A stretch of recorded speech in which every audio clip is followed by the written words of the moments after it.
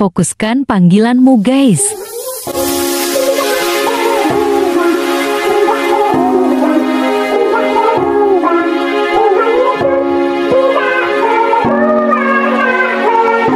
Mau jadi suster, Tapi bingung. yang benar aja. Ups, Jadi suster apa saja?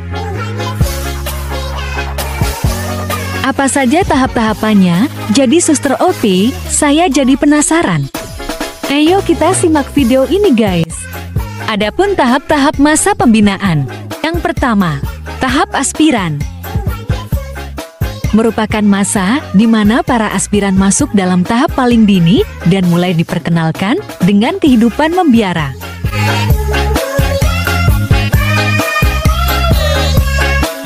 Yang kedua, tahap postulat. Merupakan tahap awal seseorang untuk mengenal hidup membiara. Lama masa postulat dapat berbeda ya, tidak kurang dari 6 bulan dan tidak lebih dari 2 tahun.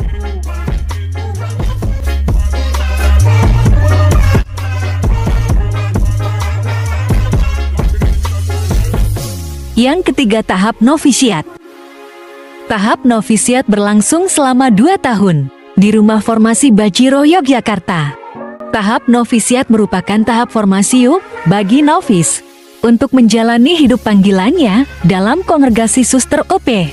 Oleh karena itu, sesuai dengan Regula Santo Agustinus, spiritualitas Dominikan, karisma pendiri, konstitusi kongregasi, direktorium, dan sejarah kongregasi yang membentuk budi dan hati sehingga nampaklah kecakapannya menjadi seorang pribadi religius pewarta.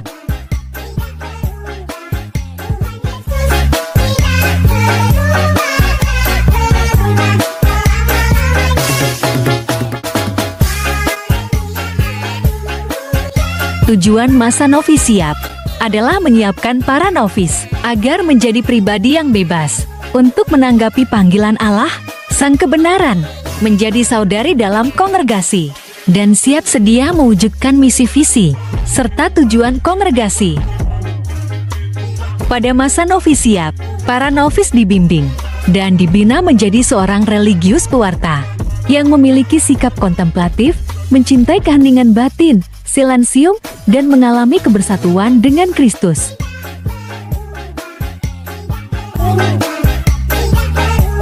Bukan hanya itu saja guys, para suster novis untuk sampai pada kesempurnaan pembinaan sebagai pewarta, mereka diberi kesempatan untuk mengenal kerasulan dalam kongregasi suster OP. Maka para novis dengan kebebasan batin dan penuh sukacita mengembangkan diri secara seimbang sesuai dengan semangat Santo Dominikus.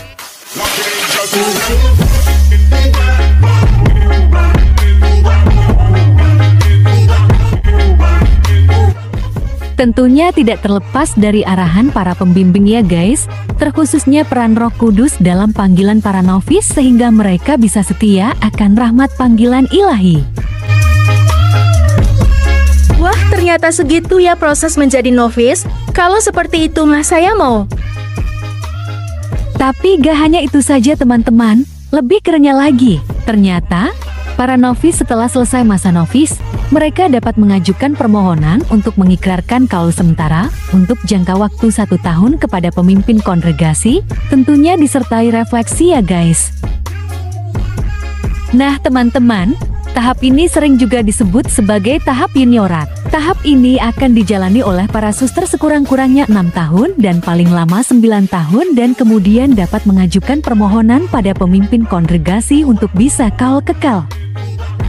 Di tahap ini tentunya para suster secara resmi telah bergabung dan menjadi anggota kongregasi ya guys.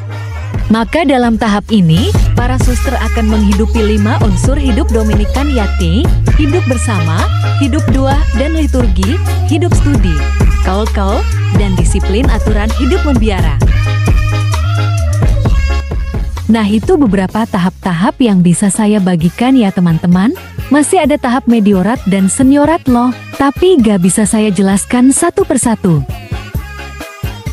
Namun yang perlu kalian ketahui bagaimana syarat-syaratnya kalau kalian mau menanggapi panggilan Tuhan dalam kongregasi kami.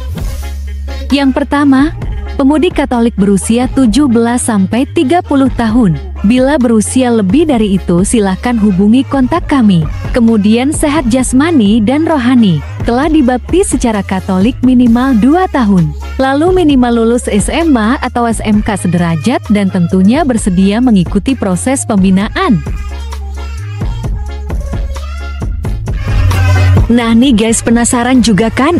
Kalau ternyata para suster HOPE Indonesia selain membangun hidup kontemplatif mereka, tapi para suster ini juga terlibat dalam karya-karya nyata loh. Penasaran juga kan guys?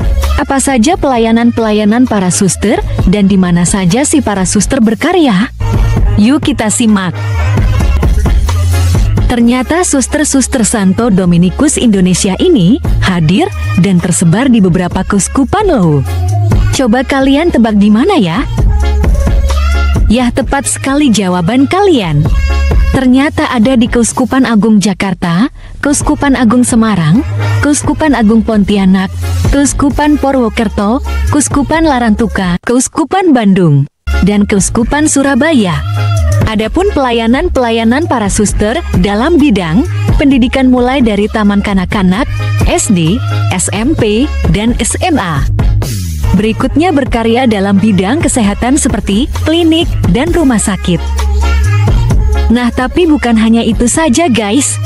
Para suster juga memiliki rumah retreat loh.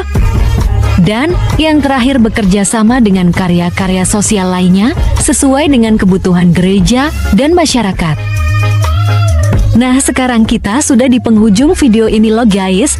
Jika kalian ingin tahu lebih banyak siapa itu Kongregasi Suster-Suster Santo Dominikus Indonesia, silahkan kalian join saja ke komunitas kami terdekat tempatmu berada. Jika tidak, jangan bersedih hati loh.